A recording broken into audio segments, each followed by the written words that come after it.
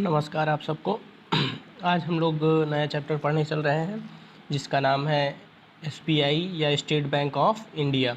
ठीक है ना। तो सबसे पहले आप देख लीजिए इसका लोगो क्या है। स्टेट बैंक ऑफ इंडिया का लोगो कुछ ऐसा रहता है। उसके बाद थोड़ा सा हम लोग ये भी जानते हैं कि इसका पुराना नाम क्या था। ठीक है ना। आपको एक बात बता दें, 1955 जो है उसके पहले जो था इसका नाम दूसरा था और 1955 के बाद इसका नाम बदल दिया गया। ठीक है ना। तो हम लोग बढ़ते हैं, उसके बाद आपको बताते हैं कि इसका पुराना नाम था इम्पीरियल बैंक ऑफ इंडिया। ठीक है ना। जो आपने देखा होगा जिसका इस्टेब्लिशमेंट माना जाता है कि 1921 में हुआ था। ठीक है ना। 1921 में क्या हुआ था, इम्पीरियल बैंक ऑफ इंडिया का क्या हुआ था, इस्टेब्लिशमेंट हुआ था। देन इसका एक्ट की बात किया जाए तो इसका एक्ट 1920 में बनाया गया था, जैसा कि आपको लोगों में ही दिख रहा होगा। ठीक है ना। तो आगे बढ़ते हैं, हम लोग हिस्ट्री की बात करते हैं एसबीआई की। तो आपको एक बात समझ लेना चाहिए कि एसबीआई है क्या। ठीक है ना। तो प्रेजेंट टाइम की अगर बात करते हैं तो state bank of India India की सबसे लार्जेस्ट या सबसे बड़ा कॉमर्शियल बैंक किस टाइम का है। ठीक है ना। तो चलते हैं, थोड़ा सा हिस्ट्री देखते हैं क्या क्या है इसमें।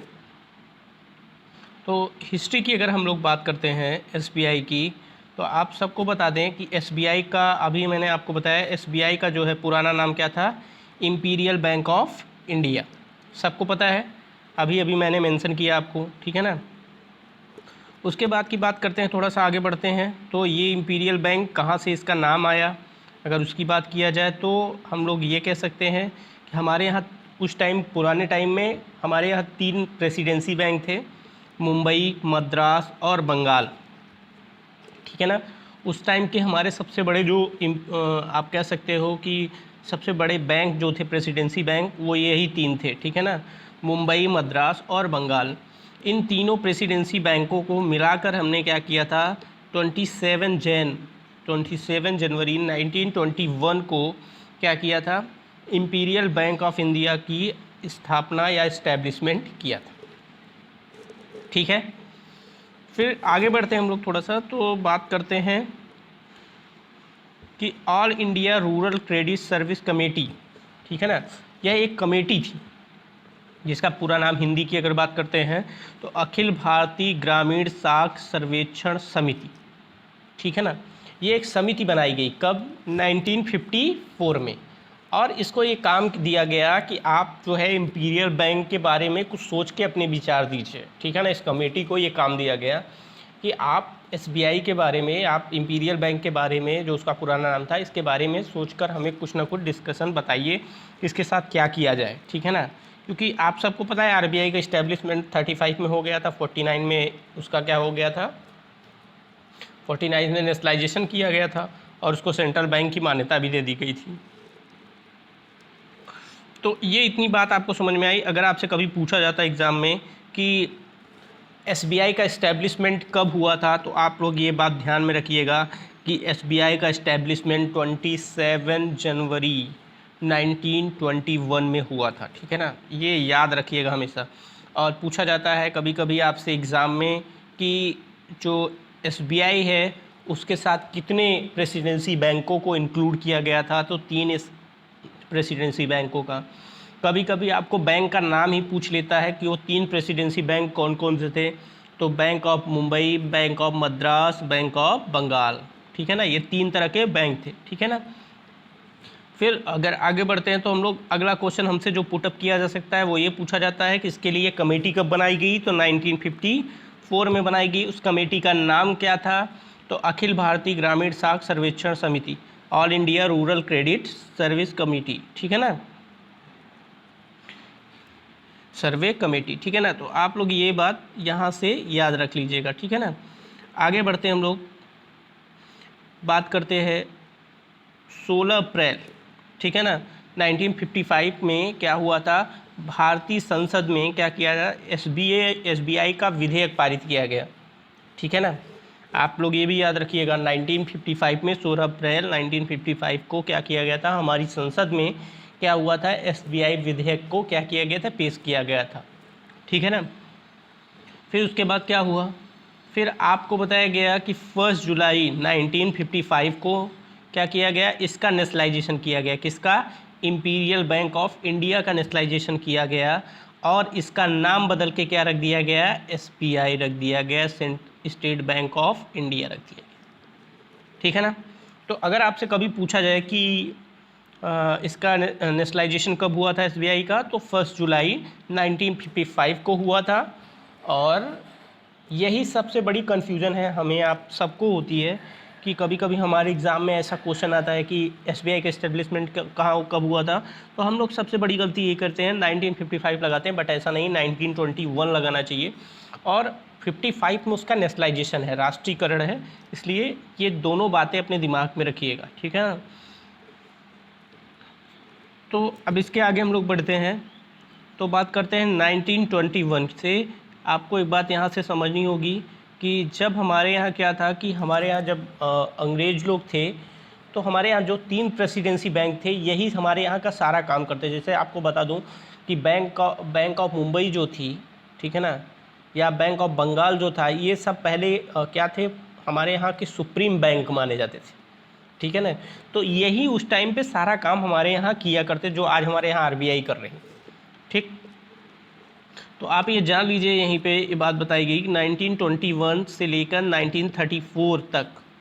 1934 का मतलब समझ रहे हैं, 34 में क्या हुआ था कि विधेयक लाया गया था। किसके लिए लाया गया था? एक्ट बनाया गया था, RBI एक्ट बनाया गया था। ठीक है ना।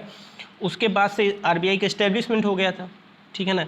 लेकिन 35 से पहले, मतलब 1921 जब इंपीरियल बैंक का इस्टेब्लिशमेंट हुआ, तब से लेकर कब तक का, 34 तक का काम जो RBI आज काम कर रही है, वो काम कौन करता था? इंपीरियल बैंक किया करती थी। ठीक है ना। कहने का मतलब जो इंपीरियल बैंक था, यही नोट भी छापता था, यही रूल रेगुलेशन भी बनाता था, ये सारे काम ये खुद किया करते थे। ठीक है ना। अब हम लोग आगे बढ़ते हैं। थोड़ा सा जो इंग्लिश वाले हैं, अगर उनको समझने में दिक्कत है, थोड़ा डेट वोट का इशू समझ में आ रहा है, तो इसमें देख सकते हैं। ठीक है ना। तो ये देखिए दिया है इसमें 19वीं सेंचुरी में इसका इस्टेब्लिशमेंट हुआ। ये आप सबको पता ही है। 1921 मैं बताया को आपको मैंने बताया 3 बैंक थे, bank of Calcutta, bank of Bengal, ठीक है ना, और bank of Bombay. 3 presidency bank थे। ठीक है ना। इनका डेट भी दिया गया है, देखिए कब का इनका इस्टेब्लिशमेंट हुआ है, उसकी भी बात बताई गई है। देखिए बैंक ऑफ बंगाल का बताया गया है 2 जून 1806 में। ठीक है ना। फिर बैंक ऑफ बंगाल की बात अगर की जाए तो ये दिया है, देखिए 15 अप्रैल 1840 को। ठीक है ना। फिर बैंक ऑफ मद्रास की बात किया जाए तो 1843 में। ठीक है ना। तो ये इतनी बात रही। आपको बताया गया तीनों प्रेसिडेंसी बैंकों को क्या किया गया, मिला के हमने क्या किया, एक बैंक बनाया। और जो बैंक बनाया, ठीक है ना, वो हमारा क्या नाम दिया गया, उसको हमने इंपीरियल बैंक ऑफ इंडिया का नाम दिया गया। ठीक है ना। आपको ये भी यहाँ पे जान लेना चाहिए कि ये जो 1861 में क्या हुआ था, इनको राइट दिया गया था। ठीक है ना। ये जो बैंक थे, इनको राइट दिया गया था क्या छापने के लिए, नोट या पेपर मनी इशू करने के लिए इनको ये अधिकार दिए गए थे। किसके थ्रू दिए गए थे? पेपर करेंसी एक्ट के थ्रू दिए गए थे। ठीक है ना। फिर अगर हम बात करते हैं थोड़ा सा समझने के लिए, तो ये भी समझ लीजिए कि ये बताया गया है 27 आपको बता चुका हूँ मैं कि 27 जनवरी को क्या किया गया था 1921 में। इन तीनों बैंकों को, कौन कौन से बैंक थे? बैंक ऑफ बंगाल, ठीक है ना, bank of Bengal, bank of Bombay, bank of Madras, ठीक है ना, इन तीनों को मिला के हमारे यहाँ क्या किया गया था। या आप देखिए इसमें कंफ्यूज मत होइएगा, ये भी बैंक था लेकिन इसी का नाम बाद में चेंज कर दिया गया था ना, बंगाल और कोलकाता को एक ही में रखा जाता है। ठीक है ना। तो आप लोग कंफ्यूज मत होइएगा। तो ये इतनी बात हो गई हमारी आपकी। ठीक है ना। तो यही प्रेसिडेंसी बैंक जो थे, इनको एमालगमेट करके मिलाकर हमने क्या किया, इंपीरियल बैंक ऑफ इंडिया का क्या किया, निर्माण किया। ठीक है ना। इतनी बात हो गई। तो जिसको इंग्लिश वालों को जिसको नोट्स बनाना अगर दिक्कत होगी तो वो इससे बना सकता है। ठीक है ना। बाकी सारी बातें आपको मैंने अभी मेंशन किया है, और कुछ बातें और हैं जो मैं आपको बता दे रहा हूँ। तो अगर आपसे देख, अभी लास्ट में मैं बताता हूँ। अब देखिए थोड़ा सा बात करते हैं कि अगर आपसे कभी पूछा जाए कि इनके पार्टनर्स या आप कह सकते हो इनके समलंगी बैंक, इनके साथ के सब्सिडरी बैंक कितने थे एसबीआई के जब इस्टेब्लिशमेंट या नेशनलाइजेशन हुआ? तो 8 थे। कितने थे? 8 थे। लेकिन प्रेजेंट टाइम में कितने हैं? 5 हैं। कौन कौन से हैं? अगर उनका नाम तो आपके एग्ज़ाम में आने से रहा, ठीक है ना। तो ये जयपुर का है, हैदराबाद, मैसूर, पटियाला और त्रावणकोर, ये 5 हैं। पहला तो एसबीआई ही है, आप सबको पता ही है, ठीक है ना। अगर ये डाटा की बात किया जाए, ये 2004 का डाटा मैं आपको दिखा रहा हूँ, ठीक है ना। 2004 का ये डाटा है जिसमें ये चारों का मेंशन दिया गया है। इसमें डिपॉजिट की बात किया गया है, कितना डिपॉजिट था, इनके कितने ब्रांच थे, ठीक है ना। जैसे आपको बता दें, एसबीआई का जो ब्रांच था 15,800 मतलब कि लगभग इस टाइम की अगर हम बात करते हैं कि उस टाइम लगभग 15,500-16,000 के आसपास रहा। और अगर प्रेजेंट टाइम की बात कर रहे हैं तो ये 22,500 के आसपास हो गया है, ठीक है ना। इनके ब्रांच कितने हो गए हैं? 22,500 के आसपास हो गए, ठीक है ना।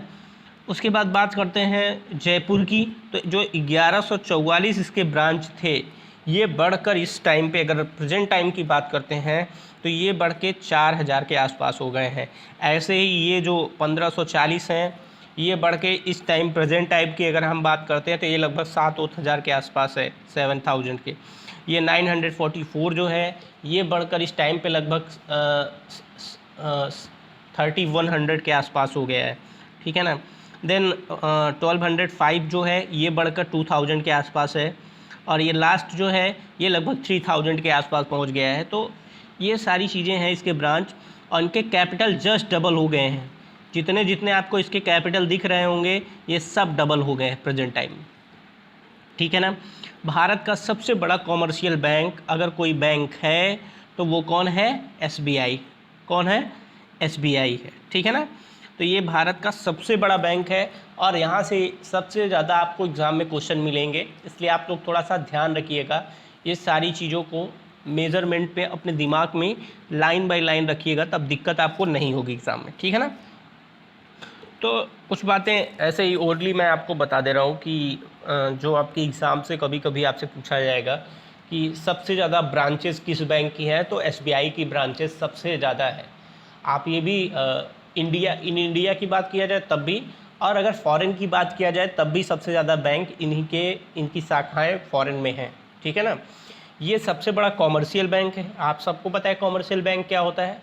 कॉमर्शियल बैंक वो बैंक होते हैं जो क्या करते हैं? शॉर्ट टर्म लोन प्रोवाइड करते हैं। किसके लिए? बिजनेस के लिए। और ये बैंक का काम भी करते हैं। ये दोनों बातें आपको मैंने पहले लेसन में या पहले ही चैप्टर में मैंने आपको मेंशन किया था, ठीक है ना। तो ये सारी बातें हो गई। तो एसबीआई का इतना मोटिव आपके लिए काफ़ी है। अगर आप लोग इतना पढ़ लेंगे तो आपके एग्ज़ाम के लिए बहुत है, ठीक है ना। इससे ज़्यादा आपको कहीं पुटअप नहीं किया जाएगा, ठीक है ना। तो ये सारी चीज़ें हैं, आप लोग थोड़ा सा कोशिश करिए और पढ़ते रहिए। एग्ज़ाम भी सुन रहे हैं, होने वाला है जल्दी ही। चलिए फिर, नमस्कार आप सबको।